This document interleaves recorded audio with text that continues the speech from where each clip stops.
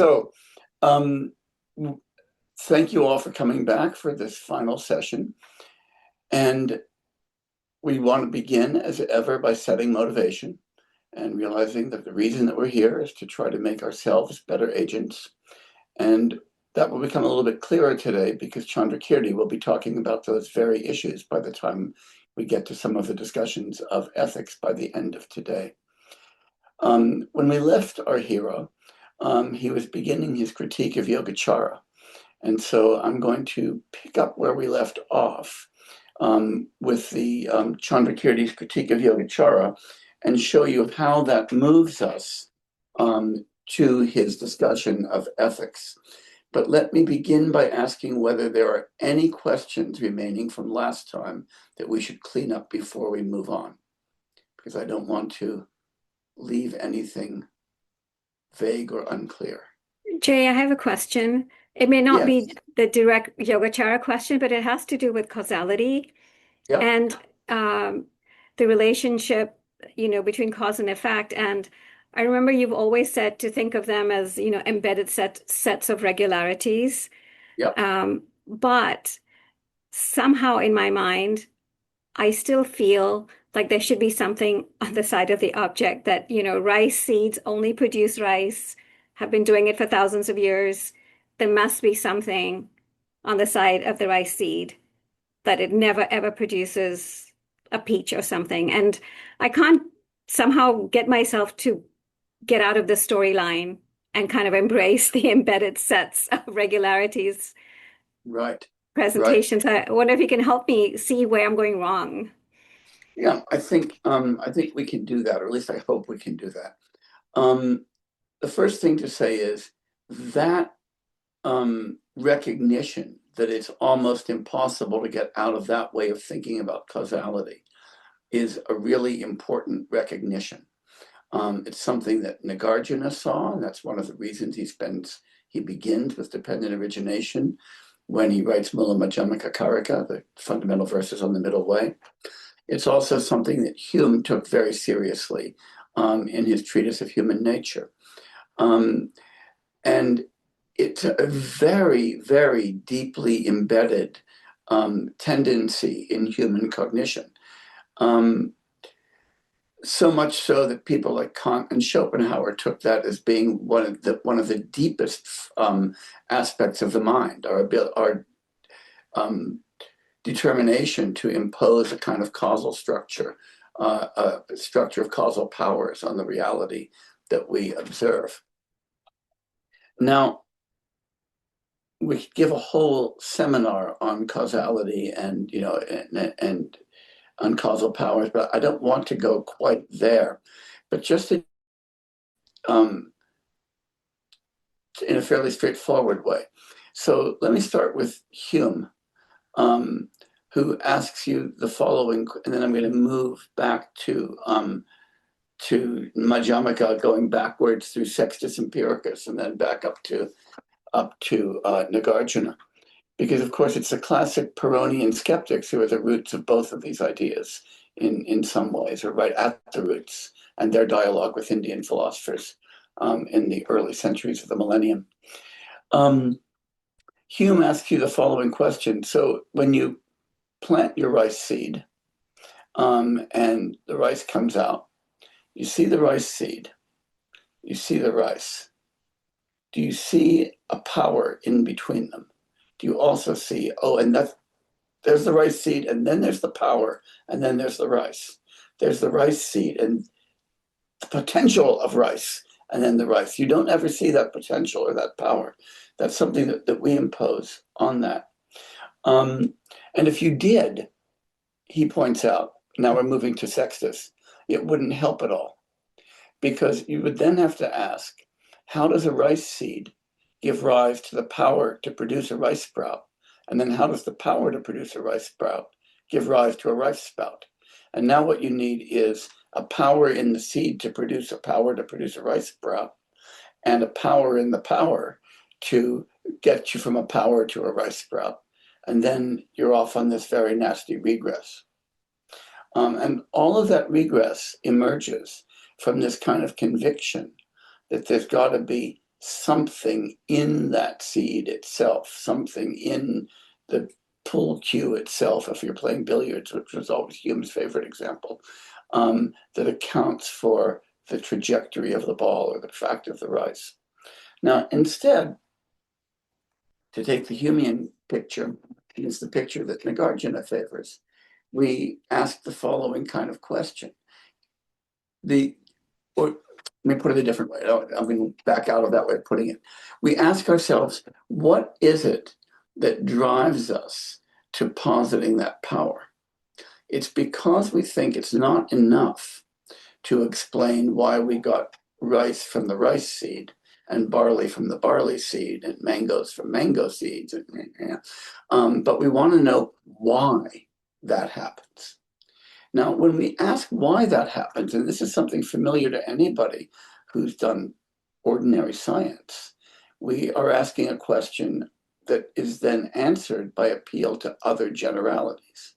Well, because seeds that have got this particular kind of DNA produce plants that have this particular kind of structure, or that we might talk about rain and things like that. And so notice that what we've done there is now we've embedded the rice seed to rice plant regularity inside of a bigger regularity about genetic material and the stuff that it produces. And if we ask, why does that happen? Then we start talking about chemical regularities in the transcription of RNA and the production of proteins.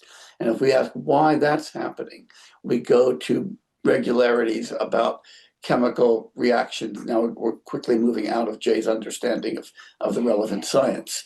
But in each case, we don't say, oh, we forgot one thing. There's a bit of causal power there.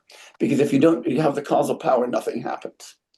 And if you reflect on your own high school and college science courses, when you kind of learned, say, Newtonian physics, and somebody said, yeah, force is mass times acceleration. Nobody said, but wait. You could have mass and acceleration, but if you don't have causal power, you don't get any force. It's never there in the science, right? And if you were doing, embryology and, looking at how turtles grow from turtle embryos, your biology teacher never said, it's not enough to have the embryo and the nutrients. You also have to add 2 cc's of causal power or nothing happens. So that while causal power is something really deep in our minds as a projection on causal processes, it's not something that we actually ever find there, nor is it something that would actually add explanatory power, nor is it something that any science has ever thought there was. But we recognize that it's just a cognitive reflex. So when Yogacharans say that it's mind only that creates the world, and one of the ways of putting that is to say, if we think of our world as a world of causally interacting events that interact with one another in virtue of these forces and powers, that's not something that comes from the world side. That's a picture that comes from the mind side. The world is empty of that. Does that help at all, Sneh? It helps a lot, Jay. I think I have to break that cognitive reflex. Like I hear the words, but it's still. Well, ask yourself the following question. When you ask, gee, why does this kind of thing always happen? Why are the tides always higher when the moon and the sun are in this particular relation to one another? And you go to ChatGPT for an answer, or you go to your physics book for an answer. Do the words causal power or a little drop of force ever function there? No, what you get is a broader set of regularities that explain that regularity. And that's all there is. I follow now. Okay, Drew. Thank you. You bet. Yeah, just following on from that point. So when we talk about cause and effect, we also talk about causes and conditions. Yep. And when we talk about a person and their situation, they could be faced with a condition but it's the causes, the mental imprint from an intentional action that, make something ripen in the future with certain causes. So you can use that analogy with the rice to say, well, it has the cause of becoming a rice, but it has conditions that enable that cause to germinate. How would that fit in? Yeah, complicated. The answer is yes, you could say that. But when we use that word cause in that context, we're actually thinking of that as a causal condition, as a primary condition. And this is why it's sometimes helpful to regiment language. It's sometimes complicated to regiment language. If you think of a cause as something that's got the power, then one way to think about this is to say, from a Madhyamaka or a Humean point of view, or from any rational point of view, there are no causes. There's just different kinds of conditions. But one of those kinds of conditions, we often single out and call it the causal condition. But all that means is that in the complex we're looking at, that's the one that we really care about. That's the one that we're trying to embed in the larger regularity. So, like, if we go back to the agricultural example, just because he introduced it, if you ask, gee, well, why did the rice grow? I'd say, it's because the rains finally came. Then I'm foregrounding the rain as the cause, but it's just one of the many conditions. Or if you say, but it's because I planted rice seeds, then you're foregrounding the planting as opposed to the rain and the sunshine and the good soil. But what we pick out as a cause is just the thing that we happen to be using to explain at this point. There's nothing special about it. It's just one more condition. Understand. Any other questions from last time? Going once, twice. I think Okay, Nate and Nicole have their hand up. Oh, I'm sorry, I didn't see it. I still don't see it. Oh, Nate and Nicole, there you are. What's the question?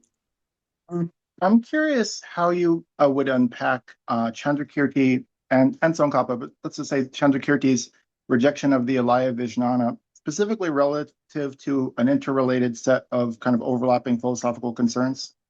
Yep. You could say that all the epistemic warrant of Buddhist ontological commitments ultimately stems from the testimony of purportedly enlightened beings.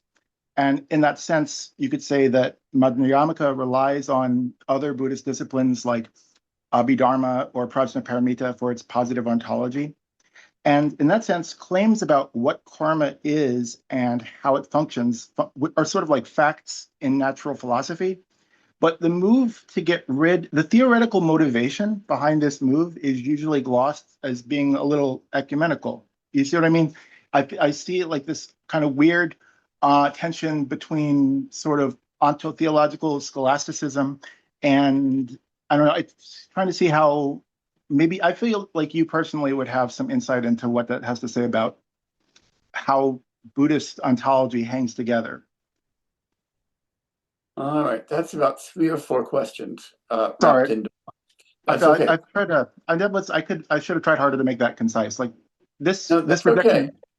I just want to make it clear that I'm going to be answering them separately. One Okay. is a question about the status of the Alaya Vijnana and why Madhyamikas criticize it. A second is a question about the role of Shabda or testimony in Buddhist theory. And the third one was a question about the relationship between Madhyamaka and Abhidharma ontology. Now I heard those 3. Could you try again? So I heard those 3 questions. For some reason, my phone thinks that I'm talking to Siri and not to you. So I'm putting it on the ground and turning it upside down so Siri can stay out of the conversation. Okay, so those are the 3 questions I heard. Does that roughly map onto the 3 you thought you were asking? Sure. I mean, Okay. we're talking about Candrakirti, so you could zero in on that if Don't worry, I will. I promise. Yeah. Okay, so the first question about the Alaya Vijnana is that Candrakirti is seeing the posit of the Alaya Vijnana. This connects directly to Snehi's question as a posit that's meant to provide an explanation of the causal links between causes and mental effects, and to use that image of the seed and the sprout, because that's kind of the metaphor of the Alaya Vijnana, storehouse of seeds that mature at particular times and then manifest as subjectivity and objectivity, right? And Candrakirti is saying, look, that's completely odious. You don't need anything more than the regularities that obtain between one state of mind and another kind of state of mind.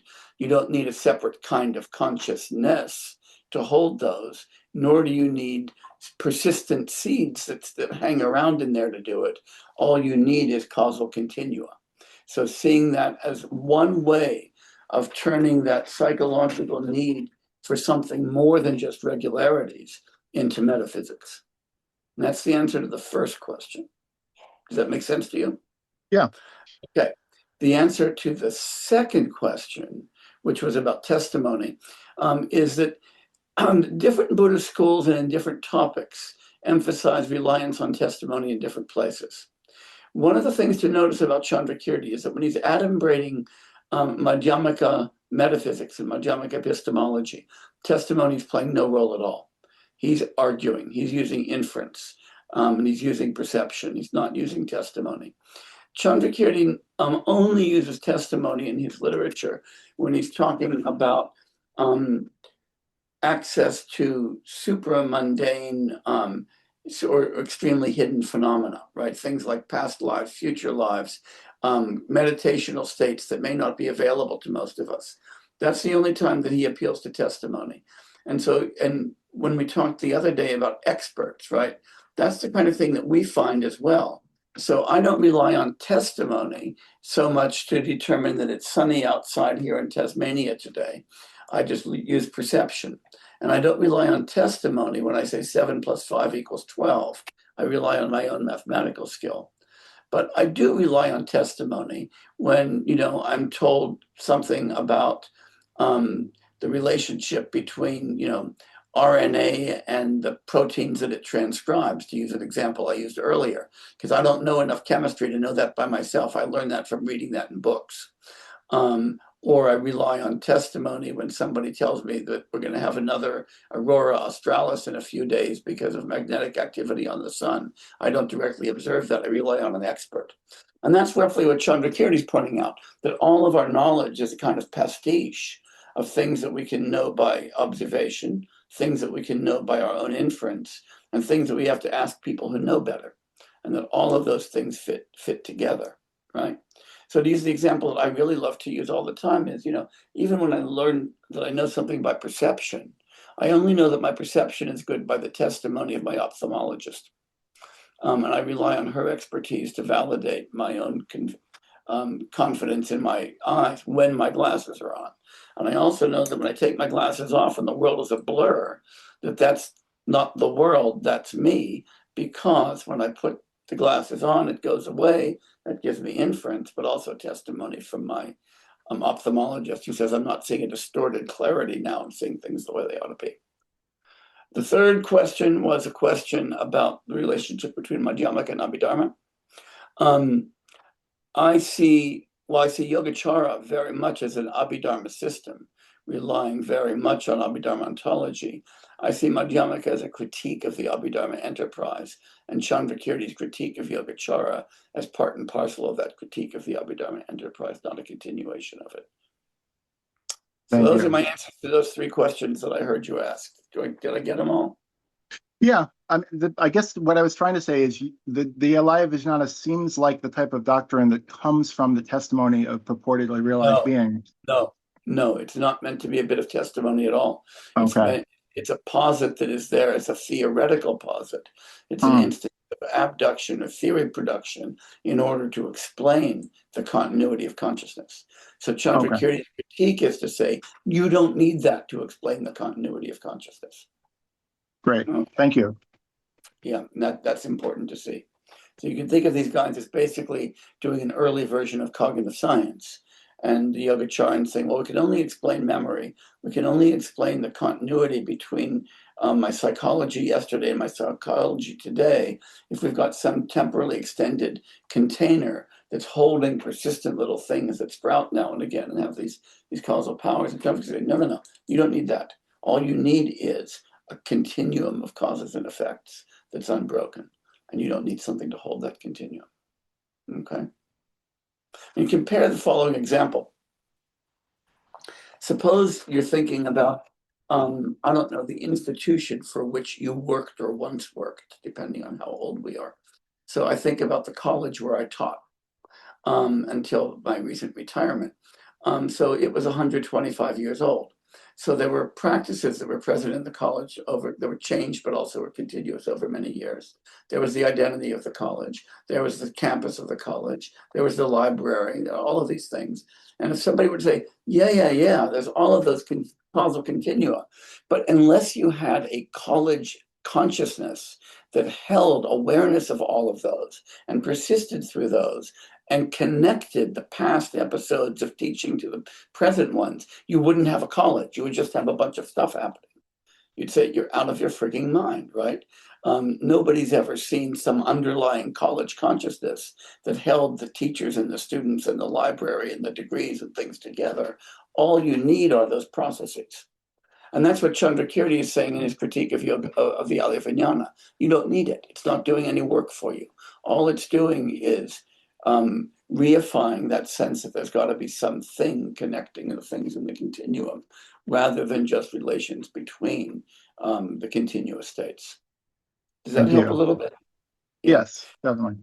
And so notice that we tend to do that with our own minds in a way that we don't do that with the external world, this kind of reification, which leads us to another one. Aha, now I'm getting to today.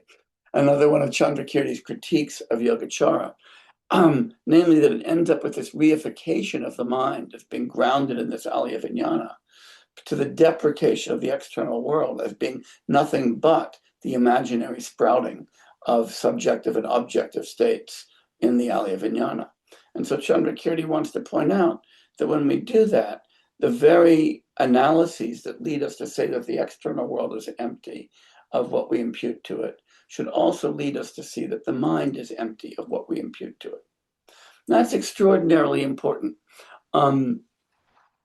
because I hinted at this last time, and I just really pound on it right now. When we think about this whole idea of a kind of non-illusory givenness of the world, it's really easy to talk ourselves out of the givenness of the external world and to say, okay, that's only a creation of my mind.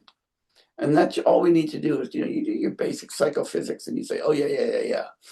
Any color that I create, any texture that I create, that's something my mind is putting together as a result of irradiation of my sensory surfaces. But you say, but my own mind, I know that immediately. It's right there. I'm it. And you forget that the only way that we know our own mind is through introspection. And there's no reason to believe that your introspection is any more veridical than your external senses are. No reason to believe that there aren't illusions of introspection, just like external illusions. And let me just, talk about, one really simple one for a minute. Like we did this a bit. Did we do this last time? I can't remember whether we got there. If we're trying to introspect and determine our beliefs. So right now, my belief that I'm talking about Buddhist philosophy. And I say, okay, right now I believe that I'm talking about Buddhist philosophy. And you ask, how do I get that? The most obvious thing to say is, well, it's just me, and so the belief is self-evident. But the belief I'm ascribing to myself, I'm ascribing using an English sentence. I'm talking about Buddhist philosophy. I don't look inside and find an inscription of an English sentence. I don't look inside and find an inscription of a mentalese sentence. I don't look inside and find an inscription of anything at all. Instead, what I do is I offer an interpretation of what I'm doing now. And I offer that interpretation in terms of a sentence. Now, the illusion here is the illusion that somehow I just have an immediate awareness of an inner state, as opposed to a highly linguistically mediated understanding of what I'm doing right now. That's the illusion of givenness. And Candrakirti, above all else, wants to critique the idea that we are ever immediately aware of everything, and to remind us that all of our awareness is mediated, and so all of it is subject to illusion. And that doesn't mean we can somehow make the illusion go away, but we can come to be aware of that illusion. And becoming aware of that illusion adds another layer to our understanding. And of course, that's the reason that Candrakirti thinks that the idea of reflexive awareness is crazy. Another central doctrine of Yogachara, the idea that somehow I've got this svasamvedana, or this immediate feeling or immediate awareness of my own inner states. That the idea that somehow when I'm aware of something external, that I'm also aware of that awareness, Candrakirti thinks is simply nuts. And anybody, of course, who's ever done anything that requires any degree of automation, like say speaking your own language, or driving a car, or walking, knows that you're very often aware of your surroundings without being aware of that awareness. And Candrakirti wants to say that's a very general fact about our own cognition. We can be aware of the world without simultaneously being aware that we're aware of the world. And that if we become aware that we're aware, that's an instance of a higher order awareness, not a matter of the initial awareness itself. And I think that that's very, very powerful. Because the idea of reflexive awareness is in part the idea that, again, the mind has got a very special status and the external world a kind of second-rate status. And Candrakirti's insight, I think it's a very powerful insight, that wasn't to re-emerge in Western philosophy until the 18th century with the work of Kant, was that our understanding of the inner world is no different from our understanding of the outer world. It's all a linguistically mediated, theory mediated, conceptually mediated understanding of a world that we inhabit, not just the reception of something that's given. And so whenever anybody tells you, you can just look into your mind and see immediately for yourself what the nature of mind is, tell them that's not a Buddhist idea. That's in fact a crazy idea. When you look in and see the nature, see your own mind, what you see is your own mind as it's present to you in your own consciousness. Nothing more than that. Now that's interesting. But again, what you want to recognize there is the emptiness of mind, not somehow a primordially aware, primordial object of mind. Now, the one thing I wanted to leave you with is that as we look at this critique of Yogachara that Candrakirti is mobilizing, which I think is a very powerful critique. It's a critique of the idealism of Yogachara as one that deprecates the external world while reifying the mind. It's a critique of the idea that the two truths are somehow distinct, that we've somehow got a non-existent external world, but an ultimately existent mind. A critique of the idea that the mind is given to us in a way that the external world is not given to us. A critique of the idea that our awareness is immediately reflexive, our awareness of our own minds is immediate, reflexive, and omnipresent, as opposed to one more conceptual kind of perception. And a kind of critique of the idea that the dependent nature is an ontological foundation of an imagined nature and a consummate nature. All of that is a critique of the use of Yogachara metaphysically. Nothing Candrakirti is doing touches Yogachara phenomenology. I'm going to repeat that. Nothing Candrakirti is doing touches Yogachara phenomenology. So that when we look at the theory of the three natures as a theory of our experience of the world, and when we look at the three kinds of emptiness as three aspects of emptiness that emerge from an interrogation of our phenomenology, that can still be extraordinarily useful. And so one thing I would come back to is a very old idea. It's not my idea. It's an idea that comes originally from Rendawa, Tsongkhapa's teacher, and an idea that has been, continues to be, I think, very useful. If we see Yogachara not as a rival to Madhyamaka, but rather as a supplement to Madhyamaka, it's not Mahayana philosophy for dummies, but rather the Mahayana phenomenology that goes on with the ontology that we get from Madhyamaka, then Yogachara becomes a very powerful ally to Madhyamaka. And this is something that Tsongkhapa does with great elegance in his book Lekshe Nyingpo, the Essence of Hermeneutics, where he's asking the question, how can a Madhyamika read the Samdhinirmochana Sutra? And that's really the question about that. And the Samdhinirmochana Sutra, of course, is maybe the most important foundational sutra for Yogacharans. And his answer is really, profound and breathtakingly simple. He says, a Madhyamika can read this as a sutra about the nature of our experience to go along with the Prajnaparamita Sutras, which give us an explanation of the nature of the world. And so I would say, don't ever disparage Yogachara. And I don't think that Candrakirti's critique does. But you do want to recognize that Madhyamaka and Yogachara are doing very different things. One is providing a metaphysics, and the other one is providing a phenomenology. And those two can lead happily, can work happily together, as long as you don't let each one transgress on the turf of the other. I'm going to pause to see if there are any questions at this point. I'm going to be segueing to ethics in a moment, Sneh, and then Pranav. Thank you, Jay. I think I heard you say that Candrakirti critiques Yogachara for reifying the mind and for saying that the dependent nature has some kind of ontological basis. Ontological primacy. Premise. Constitution. But I was wondering, because of the three emptinesses, doesn't that support Yogachara for them to say, no, we don't reify mind, or that, Yes. there is no, okay. Yes, as I was saying, remember I said at the very beginning, this is really important to bear in mind, always. Yogachara is a gigantic ocean of texts with literally hundreds of philosophers contributing to it. So there's no single view in Yogachara. But there is a core.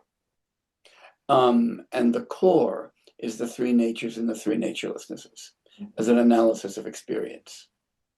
Now, some Yogacharans were also idealists and were also foundationalists about the dependent nature. That stream is the stream that we see coming out of the work of Stiramati and Vinitadeva.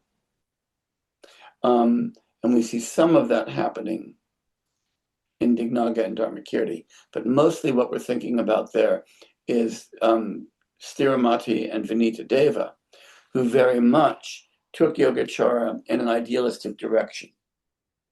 And so who really thought of the dependent nature as giving us, kind of the ultimate analysis of the mind. Chandrakirti's critique, and so what they're doing now is taking Yogachara in a metaphysical direction. And when you do that, that's where Chandrakirti says, wait a minute, that can't possibly work. It can't possibly work, one, because of this kind of reification of one and deprecation of others. And the reification is basically to treat the dependent nature as intrinsically real, whereas in Madhyamaka, we understand that nothing is intrinsically real. And second, to argue that the mind has one kind of status and the external world has another, when in fact every argument we can provide for the emptiness of the external world is also an argument for the emptiness of the mind. For every argument that we could provide for the illusory nature of the external world is also an argument for the illusory nature of the mind. So that's a critique of this metaphysical understanding of Yogachara. It's not a critique of Yogachara per se. And I think that's really important to see. Yeah. And that's, again, a reason for being suspicious, or at least reading doxography with suspicion. It's very easy when reading Tibetan philosophy and Indian philosophy and Western philosophy to overemphasize the value of doxography. And so to say, okay, because this is a Yogacaran text, it must be committed to the following set of theses, right? The non-existence of the external world, the existence of the essential existence of the mind, the immediacy of introspection, and so forth, because you've got this whole list of doxographic categories. And that's almost always wrong. Just as if you say, oh, he's a Madhyamaka, so he must believe X, Y, Z, right? There's going to be variation. So doxography can be useful as a heuristic, but it gets very dangerous if it's used as a Procrustean bed to use for hermeneutical analysis. So while many people read Candrakirti as saying, okay, Yogachara is false, it's basically Mahayana for dummies, and that once you understand that it's Mahayana for dummies, you become a Svatantrika, and then you realize that that's really Madhyamaka for dummies, so you become a Prasangika, right? This kind of standard kind of doxographic hierarchy. I think that you want to see that maybe as a heuristic, but not as an actual understanding of all of the theses that are asserted by every scholar. Thank you, Jay. I was just curious, like within the Yogachara field, did other Yogacharans then criticize Thirumathi for his views? Or that's a really interesting question. I don't know of any subsequent Yogacaran texts that are kind of directed at criticizing Thirumathi, but like I say, there's thousands of texts. Yeah. But there are other Yogacharans who don't go in that direction. So what can I say? I'm not sure. Yeah. Thank you. Yeah. I mean, Thirumathi becomes a kind of really important figure. And then he becomes really important in Chinese Yogachara because the Chengwei Shalun. So he becomes this major guy. So he may kind of avoid direct criticism in the way that major heroes in all of these traditions tend to avoid criticism. Yeah. Pranav. Hi, Jay. My question was about memory. So, very Yeah. basic question. So, our memory of the past actions, observations, etc., does Yogachara allow that? And how does Candrakirti treat that? Does he allow a role of memory? Yeah. So memory is really important. And the memory argument, which may lie behind your question, I'm not sure, is one of the principal arguments for reflexive awareness in Yogachara. And Candrakirti does respond directly to the memory argument, as does Shantideva in chapter 9 of Bodhicharyavatara, recapitulating Candrakirti's critique of the memory argument.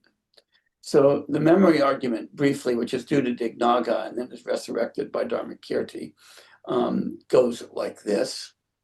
It says, hey, when I remember last night's sunset, I remember the sunset and I remember my seeing the sunset. And that's a single memory.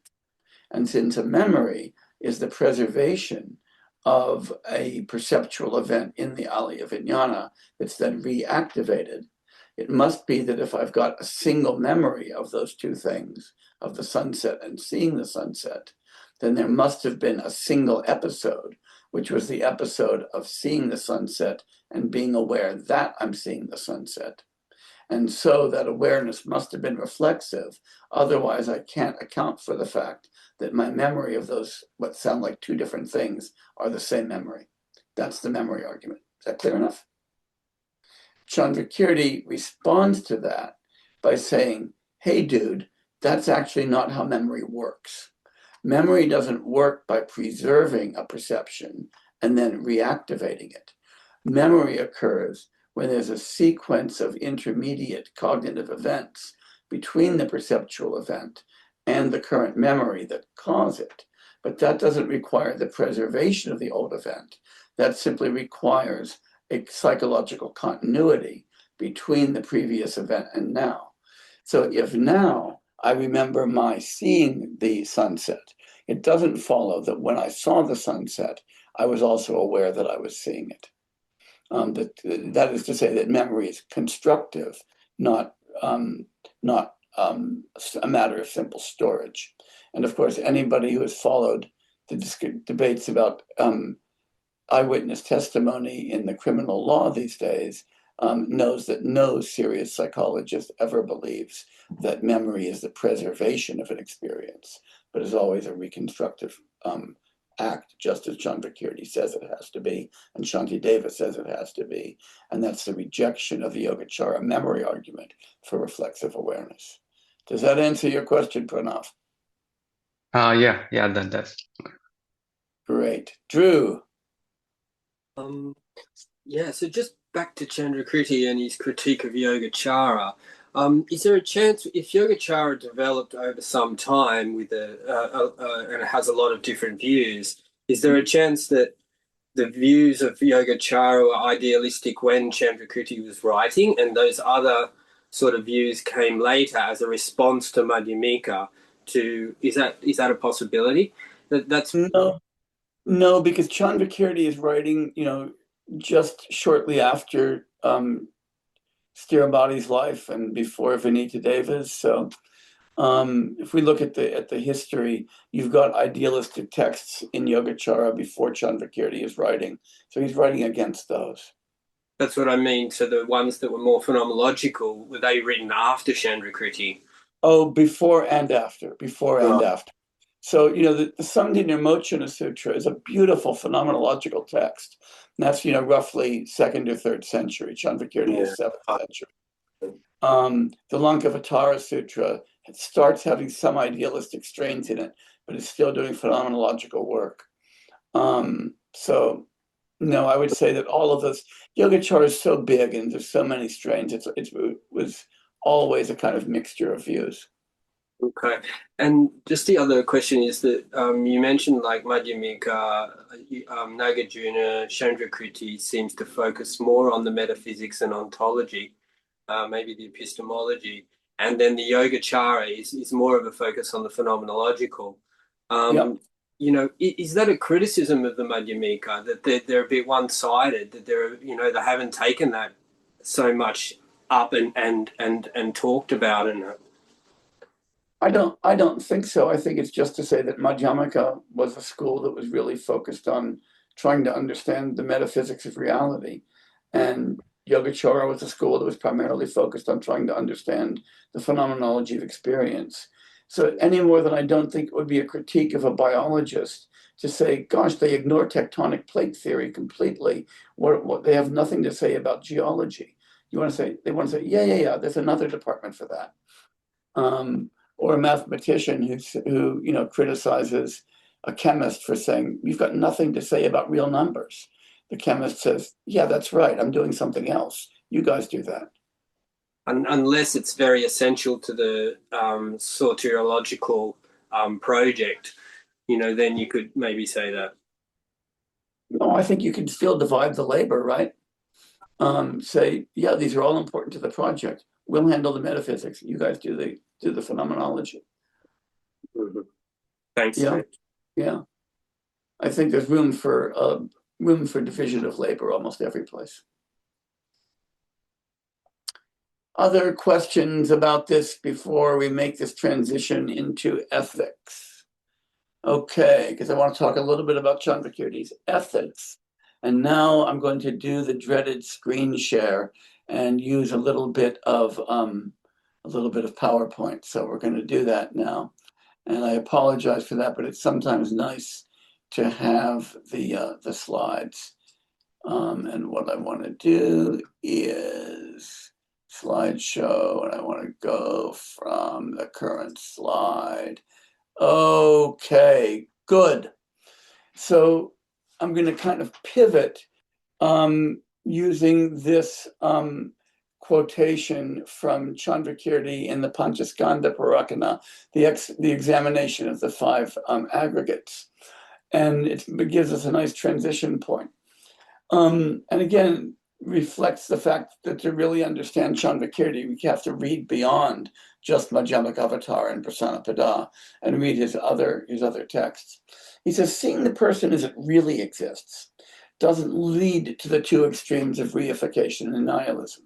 So we don't start saying, okay, the mind really exists and the external world doesn't exist at all.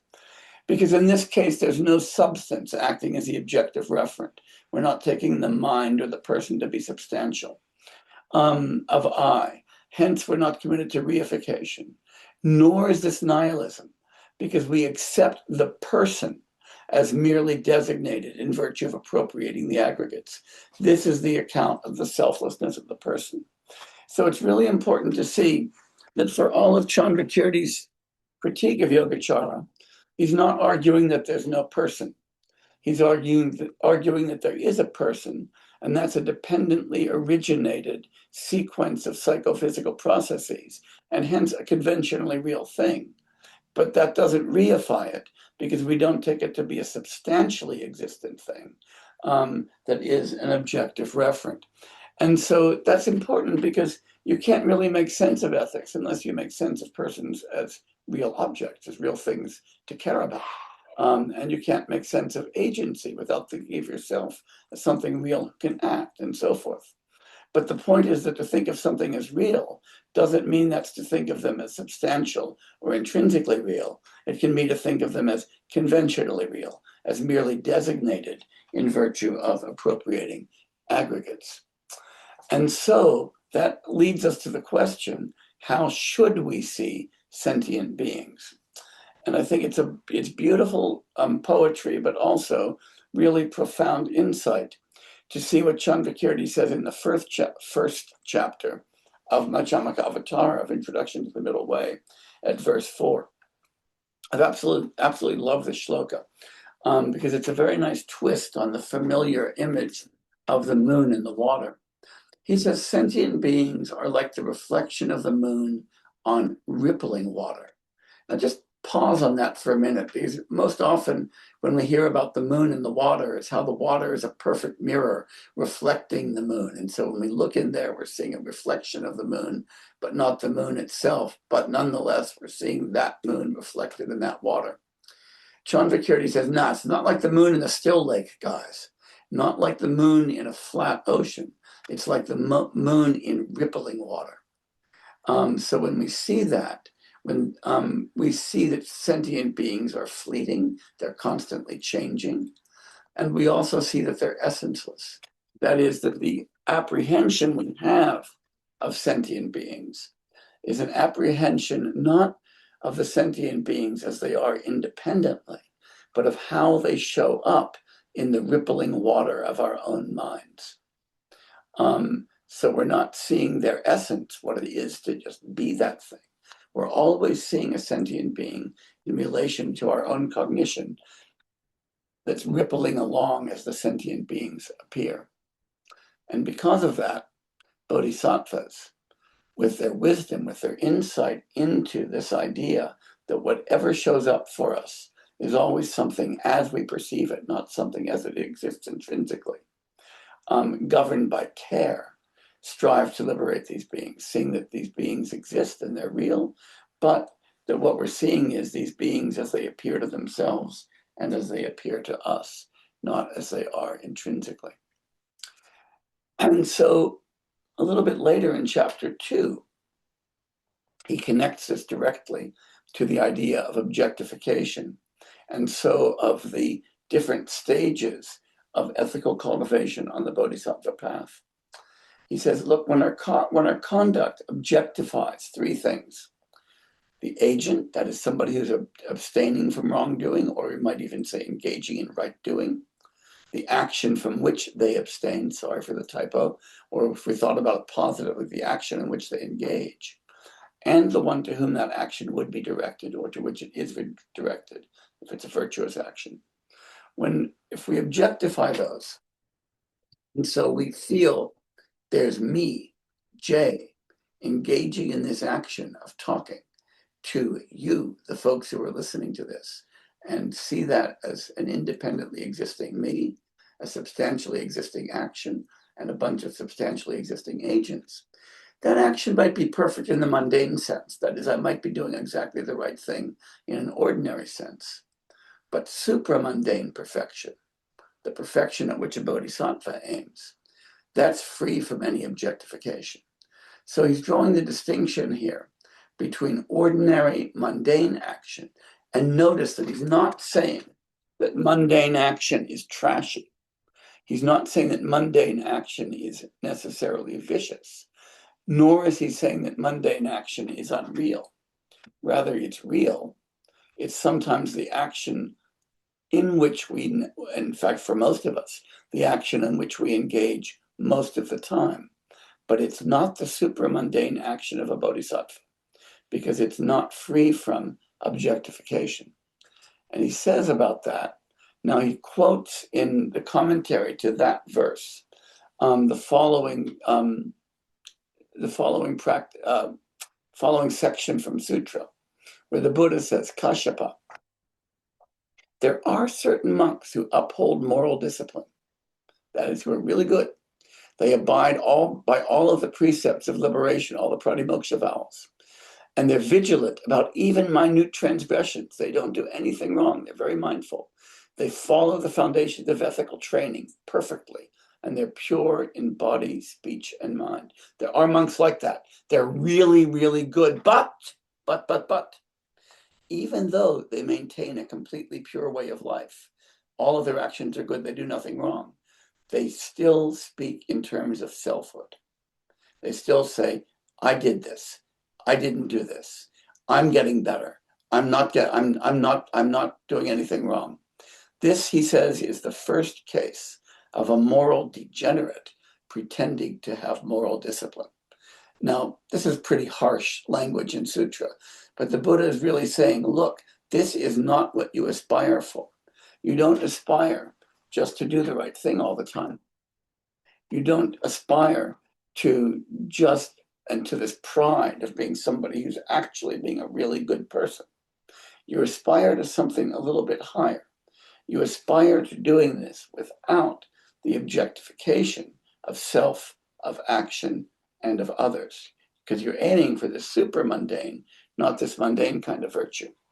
Then he says, there are some monks who adopt the 12 ascetic practices, but they objectify them, grasping I and mine. This is me. This is my practice. This is me. This is the person to whom it's ended. This is also a kind of moral degeneration. It's dropping from the bodhisattva vision to the vision of an ordinary person by grasping I and mine. And Jayananda, one of Candrakirti's earliest commentator, who wrote the first great commentary on Madhyamaka, glosses that particular passage in the following very, very helpful way. Jayananda says, a dualistic mind understands morality in terms of subject and object, involving the two self-graspings. I just want to pause on that line for one moment, again, to come back to the fact that Madhyamaka and Yogachara are very closely aligned on many issues. Because remember that in Yogachara, emptiness is always emptiness of subject-object duality. And the Yogachara analysis of our subjectivity is always the analysis of a subjectivity that shows up for us in our ordinary life as dualistic, but is primordially non-dual. And that the practice is an attempt to overcome that apparent duality. So he says the dualistic mind takes morality in terms of subject-object, involving the two self-graspings. The two self-graspings are I and mine. The grasping of I reifies the subject by saying, I'm the moral agent. I'm the one acting now. My action is a great one. The grasping of mine reifies the moral object by presupposing my moral discipline is what's important. And bodhisattvas are free from that dualistic mind. They don't objectify. Now, we've got to ask the question, what's the difference between performing an act with dualistic objectification and performing it non-dually? And I think we can kind of get at that without going into anything very deeply metaphysical. We can get at that by just using the ordinary psychology of expert performance and seeing Candrakirti and Jayananda as offering us a model of what I'm going to call moral expertise. I want you to think for a minute about any skill that you've cultivated in your life to some level of expertise. For some of you, you might have been a superb athlete at one point. Some of you might have become musicians or visual artists or dancers. But even if you haven't become any of those things, you've all learned to speak your native language, English if it's English, Hindi if it's Hindi, with complete native fluency. You've become an expert speaker of a language. And I want you to think now about the difference between novice performance of those skills and expert performance of those skills. When you're a novice, you have to be supremely attentive to what you're doing. If you're learning to, I don't know, bat in cricket or in baseball, you have to become really aware of where your hands are on the bat, of where your head is, of where your eye gaze is directed, of where your feet are, of when you're swinging and how. And you need to pay attention to that. And if you lose attention, your coach is going to say, stop it, pay attention to where your hand is. If you're learning to play a musical instrument, your teacher is going to say, pay attention to the score. No, look at where your fingers are right now, asking you to pay attention to all of that. Look at how much pressure you're applying with the bow, lighten it up. If you're speaking your language, somebody's going to say, no, that's not what that word means. That's not how you pronounce it. You have to pronounce it this way. Now, if you're a novice, that kind of attention helps you become better at what you're doing, a better batter, or a better musician, or a better speaker of a language. But when you are a completely fluent expert, that dualistic awareness has gone away.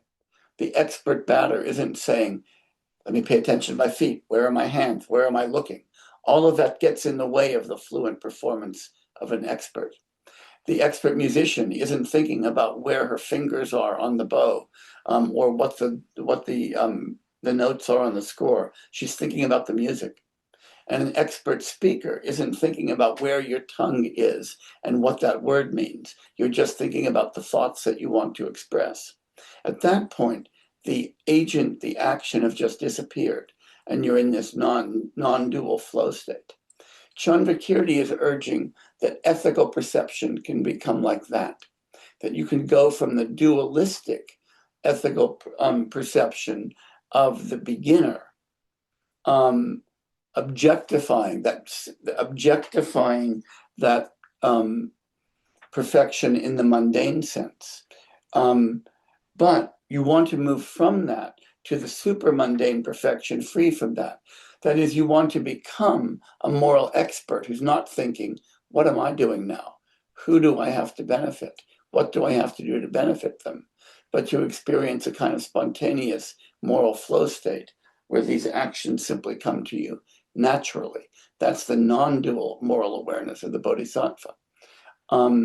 So all of this is deeply connected, very deeply connected to the realism about the external world. I want to stop the share right now. Boom, come back to us. Good.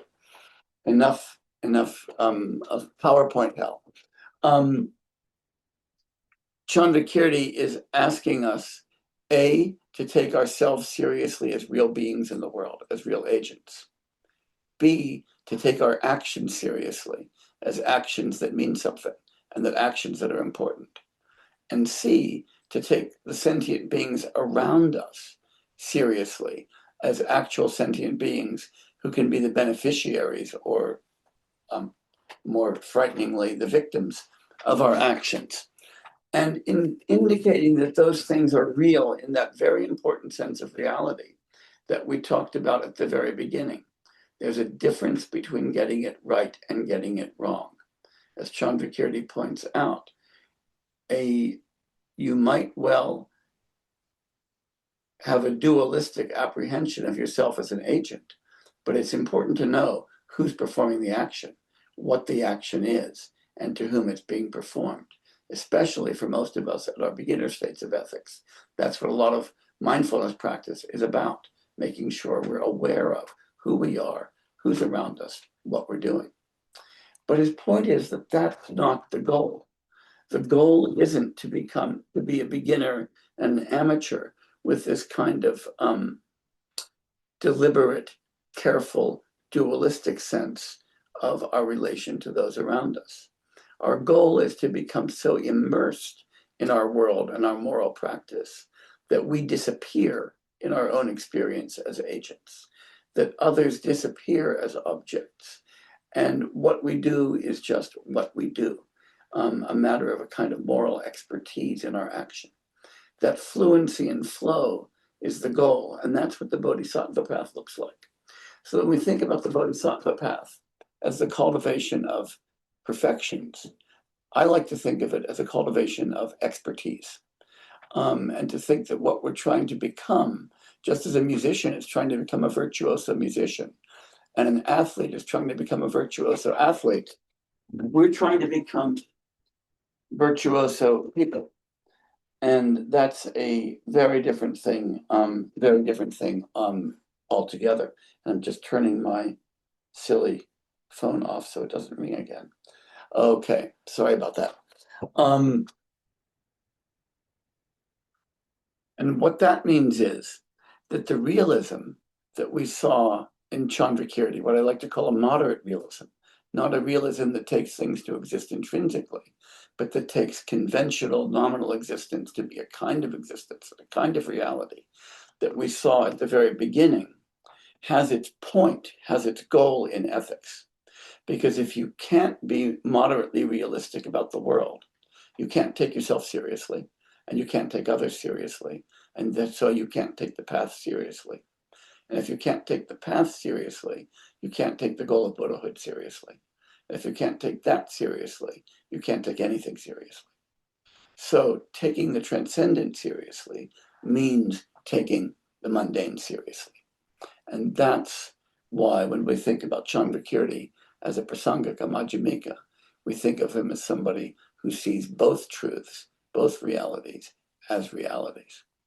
So let me stop there and use our last few minutes together for your questions, discussions, and all of that.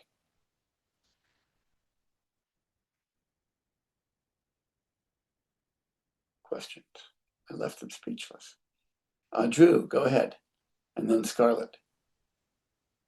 I'm just wondering if you could comment on any significant differences between what Shakyamuni taught in terms of the middle way, his implicit two truths of dependent origination and emptiness and non-self, compared to what Nagarjuna taught as the two truths, and then what Candrakirti spoke.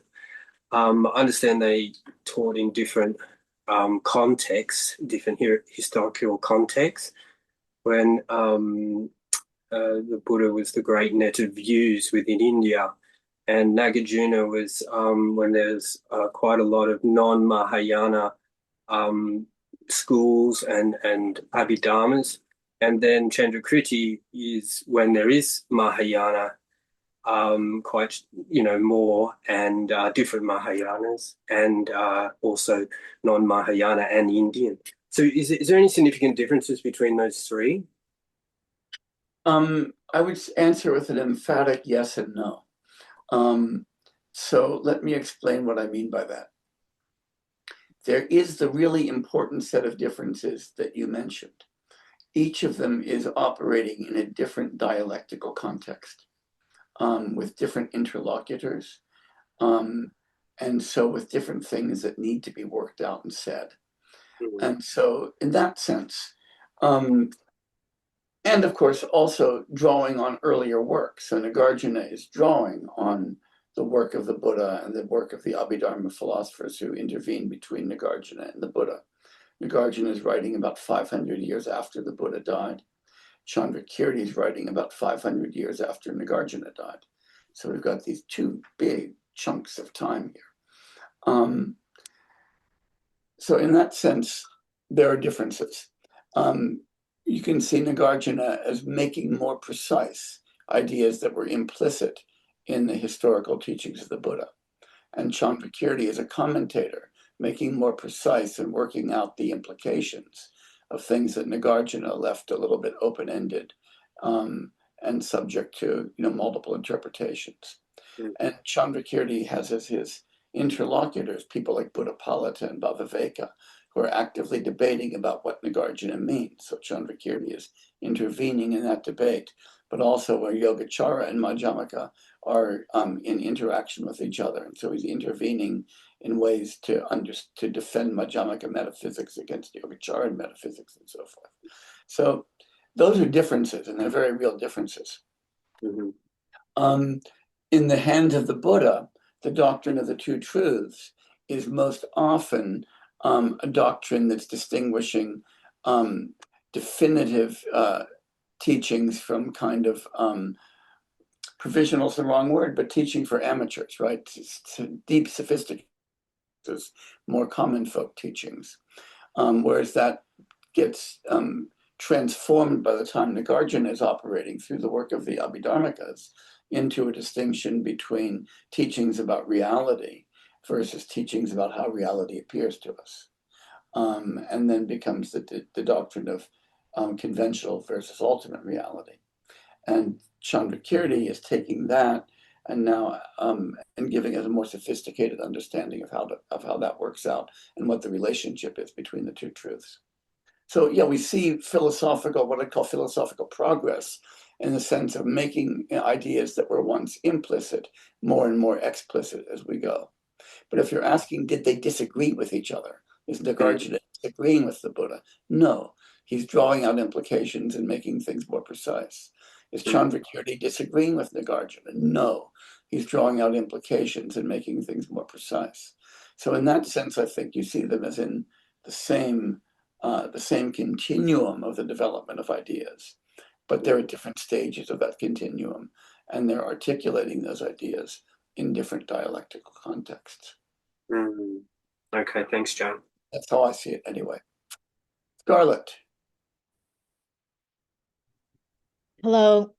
Yeah, I was kind of wondering if there was like Candrakirti was seeing things different from the Buddha. So I'm glad that got cleared up. My question is, in a nutshell, what would you say are Candrakirti's points? Well, there's no large enough nutshell to encompass everything that Candrakirti said and meant. But I think the most important things that we might draw from the aspects of Candrakirti's philosophy I've been talking about now is the two truths are two truths. It's not one truth and one falsehood. Moreover, the two truths are importantly unified. It's not as though conventional truth is something you get rid of in favor of ultimate truth. The conventional truth is the other side of the coin of ultimate truth. That sentient beings might appear and the world might appear to us to be illusory, but to be illusory is not to be non-existent. And there's such a thing as getting it right and getting it wrong about what's illusory. That the world that we live in, the conventional world and the truths about that world, is a world and a set of truths that we have to take seriously if we're going to make any sense of the ultimate. Those are the things that I would advocate. And that at the heart of ethical practice is developing a caring way of seeing and interacting with the world and other sentient beings. Thank you so much. You bet. Nate and Nicole, you're next on my list. And then Jason.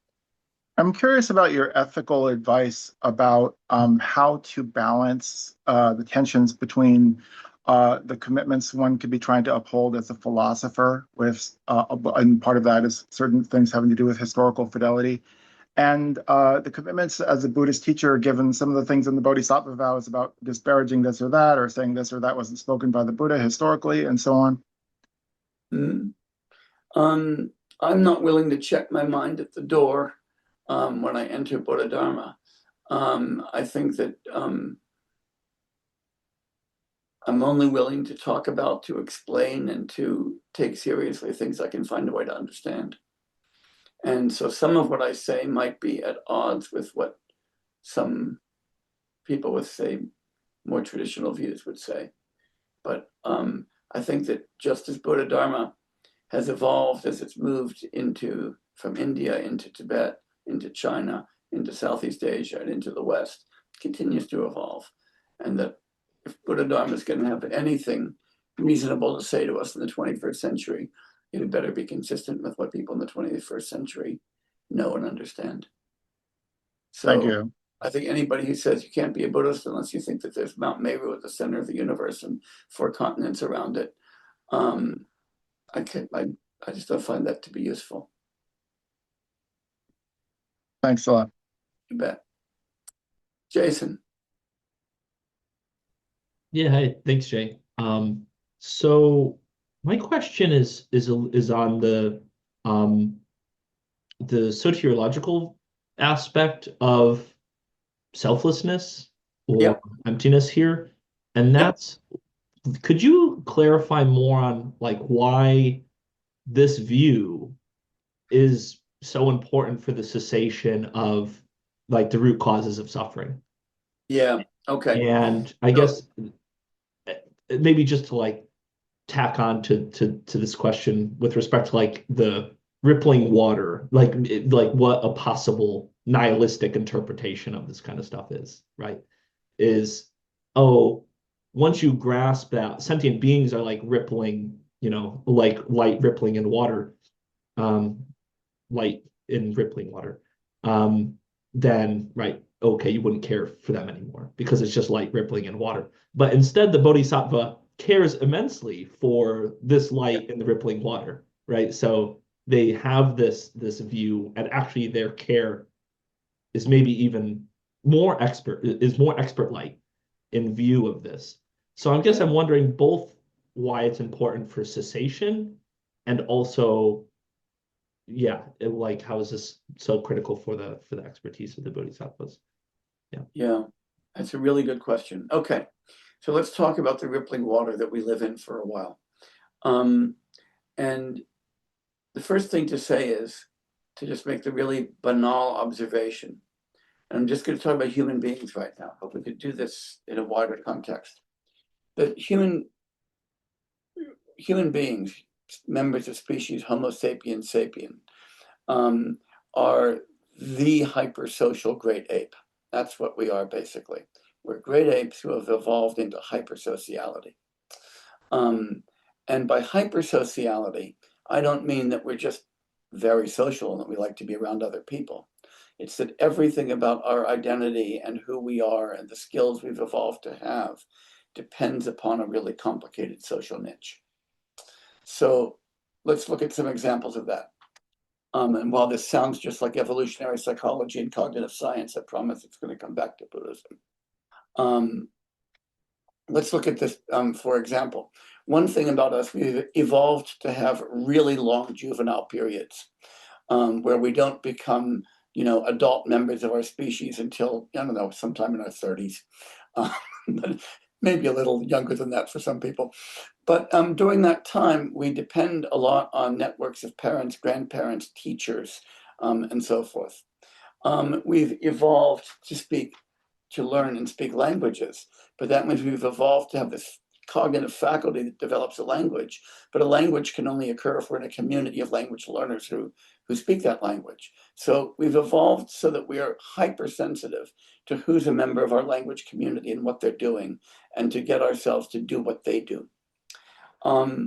We've evolved to care for our young and to accept that care. We've evolved to trust to an extraordinary degree. If you think about the role that trust plays in your life for a minute, it's gigantic. When you're driving down the street, you trust other drivers not to ram into your car. When you go to buy milk at the store, you trust the person behind the store to give you change and not to, throw the milk in your face. And we trust people in all of these kinds of ways that we don't even notice, and to fit into a society that's molded by trust. We could go on and on like this, but we've evolved for this kind of hypersociality. But that also means we've evolved to play distinct roles in multi-role social systems. So some of us are doctors, and some of us are teachers, and some of us are plumbers, and some are electricians. Some of us are, mathematicians, and some of us are bricklayers and some of us are nurses. And we've evolved to be in a society where we divide labor like that and trust one another to perform all of those various functions and to take all of that for granted. This is just absolutely enormous.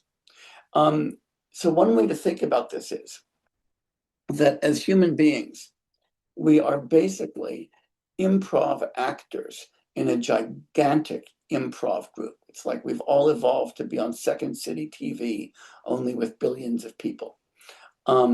And we couldn't be anything else. We have to be improvisational, but we have to be improvisational with constant sensitivity and awareness of those who are around us. And we do have to do that in a trusting way to maintain the social web that makes everything that we're doing possible. And once you recognize that, you recognize that's maybe the deepest fact about our identity. That's the rippling. The rippling is the constantly changing social circumstances in which we find us, in which we have to attune our behavior to interaction with others who are playing different roles. I've got to behave in one way when I'm in the doctor's office, and another way when I'm at the chemist's, and another way when I'm at the grocery store, and another way when I'm attending a sporting event, and another way when I'm raising a child, and another way when I'm teaching a student, another way when I'm learning from somebody else. All of these things are different. The rippling is that constantly changing. And that rippling means we have to be phenomenally flexible and sensitive, and that we're subject to constant influence by all of those around us. Who we are is determined by all of the social matrix in which we function. And what makes our lives important is our contribution to the maintenance of that social matrix and our caring response to others around us. So the rippling is the fact that we're constantly changing. And that's both our strength and our vulnerability. It's our strength because it means we can respond in creative, expert ways to those around us. It's our vulnerability because it means that we're never in complete control of the social circumstances in which we find ourselves. And so that we're called upon constantly to be attentive and to be responsive. Bodhisattvas see that. They don't see us as individual prima donna actors who are on a stage to whom others have to bow and behave. They see us instead as constantly transforming improv actors. And they recognize the difficulty of that. They recognize the vulnerability of that. And they recognize that in order to be of assistance to somebody, you have to recognize the interdependence with others in which they live their lives. That means, to get concrete now, when somebody behaves in a way that we find difficult or offensive, we don't say they are at fault and are guilty and are doing something terrible to us from their own first-person agency. When Shantideva asks, who is guilty and who is guiltless? He's pointing out that the range of causes and conditions that cause somebody to behave the way they did is likely occluded from us. We don't know whether they're suffering from a mental illness. We don't know whether they're dealing with the recent loss of a loved one. We don't know whether they're racing to the hospital to be with a dying child, and that's why they cut ahead of us in line. That we have to be aware of all of those causes and conditions that affect their behavior. It also means that when we do something, say when we do something we think was particularly successful, we don't respond with pride, but we respond with gratitude, to recognize that we are rippling water too, and that the winds that caused us to ripple in that particularly successful way were our teachers, our parents, our coaches, the people who went before us and wrote the books that we read that gave us that insight. So to replace pride with gratitude, to replace blame with care. And all of that is to recognize the constantly changing circumstances in which we find ourselves, and that we always find ourselves simply as beings who respond to those circumstances. And so that allows us to take ourselves seriously in one way, but also to take the network of causes and conditions that made us who we are even more seriously. It allows us to take others seriously, but also to take them seriously not as independent, autonomous agents, but as conduits of causal circumstances that extend far beyond them and far beyond us.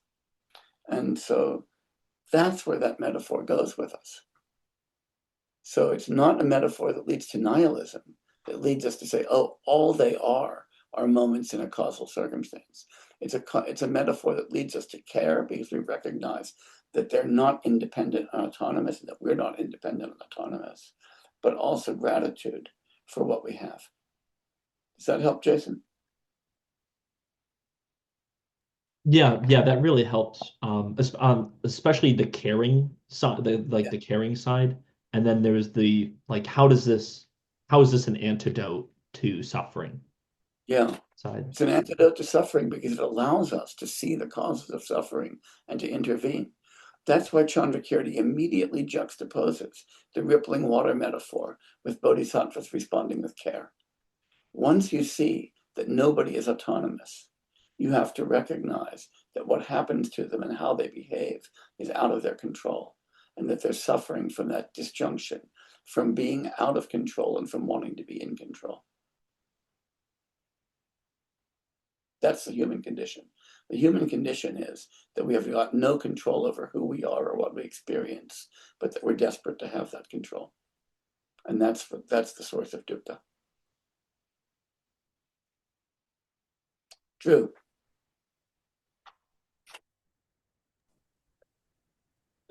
Thanks for that, Jay. It was a very good Brahma Viharia one for me.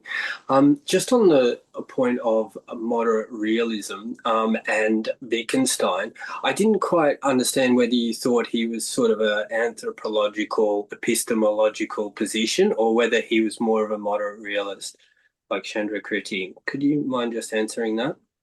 I think the homologies between Candrakirti's and Wittgenstein's thought are very powerful.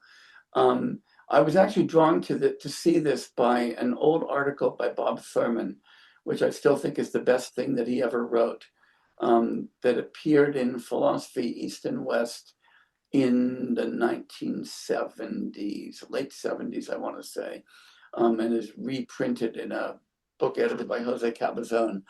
And it's called Wittgenstein, Candrakirti and Wittgenstein and Philosophical Non-Egocentrism. And that article hit me like kind of a lightning bolt, where he points out that Candrakirti effectively scoops, in his way of looking at the world, scoops the private language argument, and sees that it's not just that language can't be private, it's that agency can't be private, consciousness can't be private. As human beings, the only kind of awareness we can have of ourselves is as instances, as members of a community that constitutes norms. And that's why conventional in that sense is so important. You might wonder, you can see why Candrakirti might care about conventional truth in the sense that it's constructed by our minds and by conceptual imputation. But why that everydayness? Why that emphasis on language? Why that emphasis on agreement? That's what's anticipating Wittgenstein. And while Wittgenstein is focusing on that in terms of language, Candrakirti is doing that in terms of our consciousness of ourselves as human beings. And so also scooping Wittgenstein's reply to the problem of other minds. So is that an extension of Wittgenstein, or Wittgenstein said that explicitly, do you think? Which? Like that, because he's focusing on language, so you seem to be taking that further into all causal. Yeah, I think that's something that Candrakirti does that Wittgenstein doesn't. That he anticipated the essentially public communal nature of human life, of which Wittgenstein focused on one example. And Candrakirti sees it in a very broad way. Great. Okay, thank you. That's amazing. Hume did as well, by the way. I mean, when people look at the ancestry of Wittgenstein and Hume, they're right. And I think Hume and Candrakirti are the closest philosophers from the two traditions that I ever see. Thanks, Jay. Yeah. Richard, and then we'll probably have to stop. Yeah, I just have a very simple question about what I put in chat, which is that the article that you were referring to by Bob Thurman? Good. Okay, thank you for putting it there. It's a really great paper, and it's that. That's it, though. That's all I wanted. It's all. I feel I need to read it before I can ask any kind of question about that, but it's something I've been thinking about as well, the relationship between Candrakirti and the little Wittgenstein that I've read. So I'm curious to read it. Yeah. Thanks. Snehi, you had a hand up? I did, Jay, but if it's too long, we'll save it for the next time you teach. Okay. Creating the cause for future teachings. So, this is from the last class where someone asked a question about continuity of consciousness and rebirth. And I wanted to ask you, what is the strongest good argument for rebirth? I don't think there's any good argument for personal rebirth in the way that, for instance, it's regarded in, say, the Tibetan tradition. I personally don't. I think that there's obvious rebirth, that we're reborn every moment as different beings, that I'm not the same person at the end of this sentence that I was at the beginning of this sentence. That person died and a new person was reborn. I think of rebirth as a very important metaphor for what happens to us throughout our lives. I also think that when people say, do you therefore not believe in past and future lives? I certainly do. I think there have been lots of past lives and that there will be lots of future lives. And that a lot of the lives in the past have influenced the lives that we all lead now. And that our present lives will influence the lives that will come to be in the future. But that the future life isn't somehow my life in a personal life, in a personal sense, any more than my personal life in 10 years will be the same as the life here. I think in each case, we're looking at causal continuities, and to think that there are specific ones that link me to a single individual in a future life, I think is probably wrong biologically. But that doesn't mean I don't take future lives seriously or past lives seriously. And it doesn't mean that I don't take seriously my constant rebirth from moment to moment. But I think the strong sense in which there's a single continuum crossing death and going into a new birth doesn't make much biological sense to me. And like I say, I'm not willing to check my mind at the door when I enter the Dharma Center. So I think go ahead. So when we are positing the continuity of consciousness and saying that, there is no end to that, correct? Yeah. It's beginningless and endless. Would that be a correct statement? Maybe. I mean, that is, I don't know whether there have been conscious beings in the entire history of the universe. And I don't know whether there will continue to be. I do think that the conscious states of beings affect the conscious states of beings in the future and are affected by the conscious states of beings in the past. So in that sense, yes, I think that there's a tremendous continuity over human and non-human history of the effects of conscious states in the past on the future. And that's what's important. What's important to see is that whatever I do and say now has indefinite impact on what will happen in the experience of beings in the future. That's to give me responsibility. I also think that whatever I do and say and believe and am conscious of now is the gift of thousands of millions of years of conscious evolution and the conscious states of beings that occurred before me. And that's a reason to cultivate gratitude. And for me, responsibility towards the future, gratitude towards the past, those are the most important states one can cultivate. And that's what the metaphor of rebirth does for us. It also reminds us that we can be reborn as new beings constantly. So it's that ability to reconstruct ourselves. Thank you so much, Jay, and thank you for this wonderful series of teachings. Oh, it's been a lot of fun. Thank you all for coming, and thanks for having me. And I look forward to having more fun with you all in the future. Take care. It was Thank great. you. Thank you so much. Thank you very much. Thank you. Thank you, Jay. Thank you. Thanks, Jay. See ya. Bye-bye. Ciao. Bye. Bye-bye.